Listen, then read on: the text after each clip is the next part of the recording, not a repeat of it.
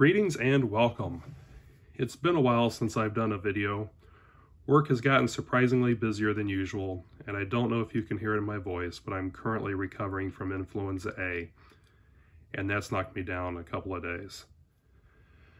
But I wanted to share a couple of my recent purchases I've made.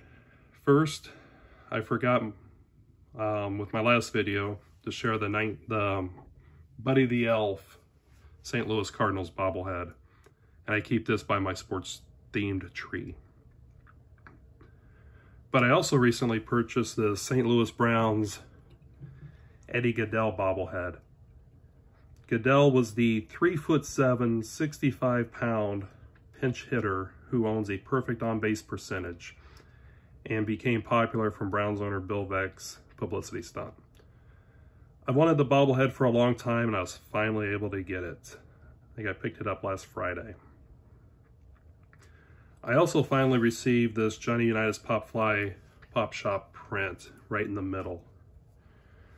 You'll see Baltimore's best, the golden arm, and he's saying nothing's dangerous if you know what you're doing. Which is probably why everything is dangerous for me, because I have no idea what I'm usually doing. But there's no way I could pass up Johnny U when it became available, and I thought it was cool. With each print usually comes a pack of cards, and mine came with the Upper Deck Domino's Pizza Quarterback Challenge pack. And in the pack,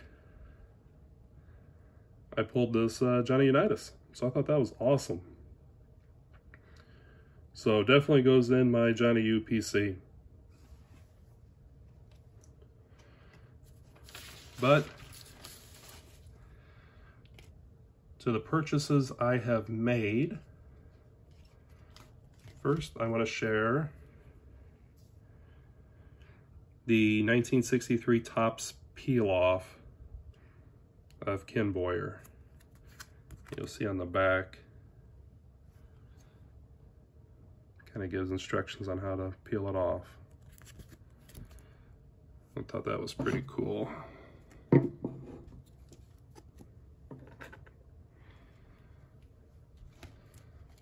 Along with the 1966 Topps rub-offs, Ken Boyer,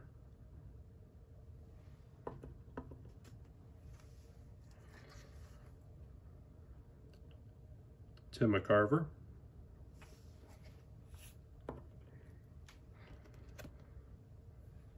and my favorite, Bob Gibson. It's such a great image of Gibson.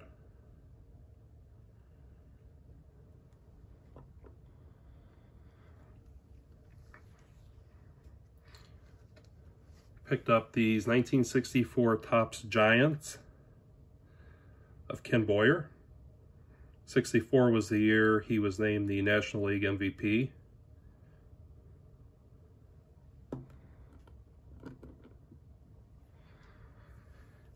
And this great looking image of Dick Groat. Groat and Boyer, in my opinion, do not get enough hobby love. Groat also played basketball at Duke and was drafted 3rd overall in the 1952 draft, ahead of guys like Chuck Darling and Hall of Famer Clyde LaVallette. I personally think there's a Hall of Fame case for Groat. I'm not saying he is a Hall of Famer, I just think there's a case. He, Dave Parker, and Pete Rose are the only non-Hall of Famers to be a most valuable player, a batting and World Series champion, and appear in at least 5 All-Star games. And I definitely think there's a Hall of Fame case for Ken Boyer. Next, I have this really cool 1964 Auravision record of Ken Boyer. It's a great image with the facsimile in the front. And on the back, right here, it has the instructions on how to play the record, and along with the Ken Boyer story and then his career stats. And again, this is 64, so this is the year he won the MVP.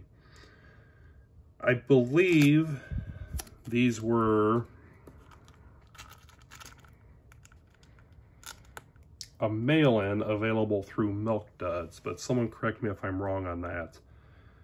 I also think there are 16 in the set, and I'm pretty sure the Willie Mays is the most scarce. But if you poke out the hole in the middle and you put it on a record, there should be a 5-minute interview with the player.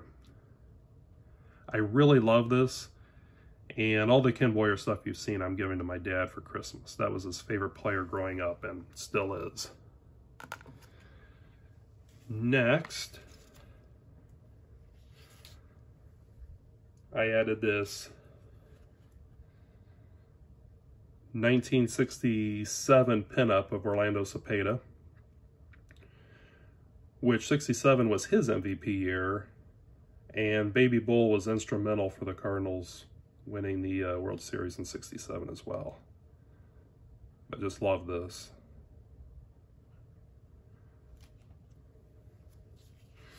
And finally, the last thing I will show is this 1968 Topps poster of Johnny Unitas. Let me try to get the glare out of there a little bit. These are hard to find in great shape, and mine has a little bit of wear.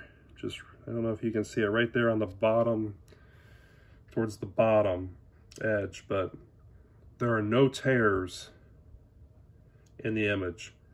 I love this piece, and I've been looking for one in a while, and they're, like I said, they're hard to find in good condition, but thrilled to have it. I think I'm going to frame it with my other pinup that I have. But that is all that I have. Thank you for watching, and enjoy your collection.